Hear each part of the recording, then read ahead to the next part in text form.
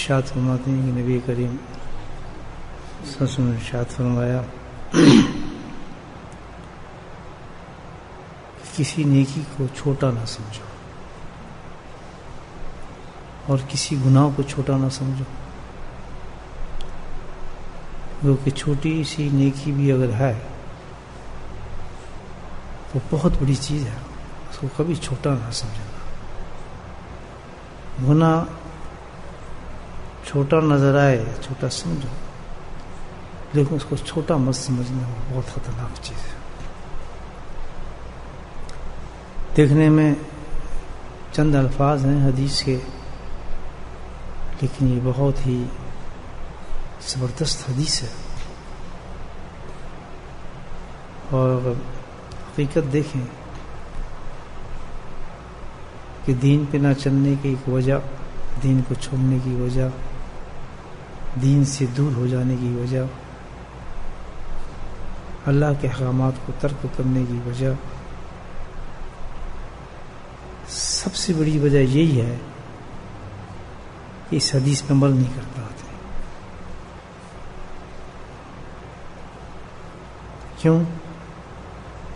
کہ جب انسان کسی نیکی کو چھوٹا سمجھتا ہے، ان دونوں چیزوں کے اندر شیطان کا کام ہے۔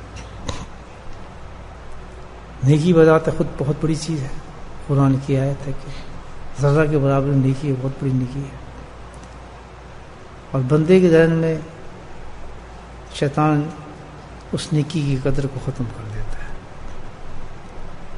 تو وہ آدمی جو اس نیکی ترک کر دیتا ہے، نہ صرف ترک کرتا ہے بلکہ اس کی اہمیت ہی نہیں ہوتی اس کے دل میں، نہ صرف اہمیت بلکہ کیا ہے، یہاں تک معاملہ پہنچ جاتا ہے کہ اس کی قدر ہی نہیں ہوتی اس کو۔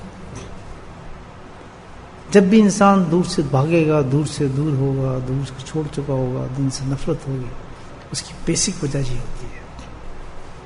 مجھے ایک شعر یاد آتا ہے کہ ذکر کا اثر نظر نہیں آتا، ذکر کا اثر نظر نہیں آتا کیونکہ سنتوں پہ عمل نظر نہیں آتا۔ یہ اثر ہے ذکر کا۔ وجہ یہ ہے کہ جب تک ہم میں ان چیزوں کی قدر ہی نہیں ہوگی، یہ ذکر کے اثرات ہیں، ذکر جو کرتے ہیں نا آدمی، اس کے اندر سب سے پہلے یہ چیز ہے کہ اس کے اندر ان چیزوں کی قدر آنا شروع ہو جاتی ہے، ان پہ قدر آنا شروع ہو جاتی ہے۔ آپ دیکھتے ہیں کہ کہا جاتا ہے نا بھائی نقشبندی سلسلے میں جو ہے یہ بہت دیکھنے والی چیز ہے، اس پہ سنت پہ بہت زیادہ عمل ہوتا ہے۔ سبحان اللہ بول رہے ہیں۔ اس کی وجہ کیا ہے؟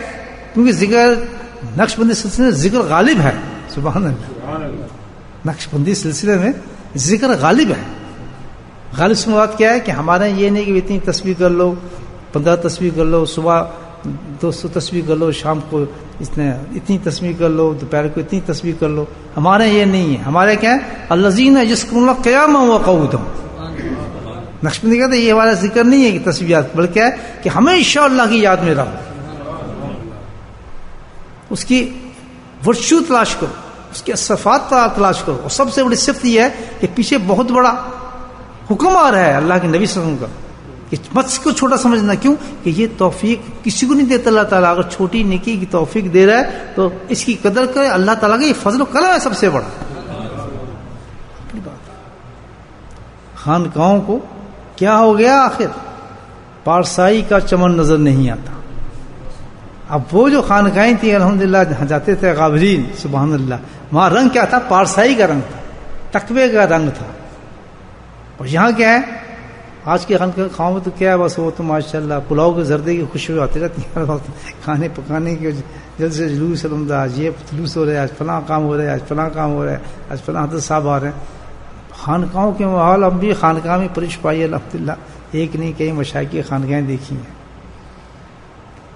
میں تو جس خانقاہ میں گیا الحمدللہ وہاں سوائے ذکر کے کچھ دیکھا ہی نہیں۔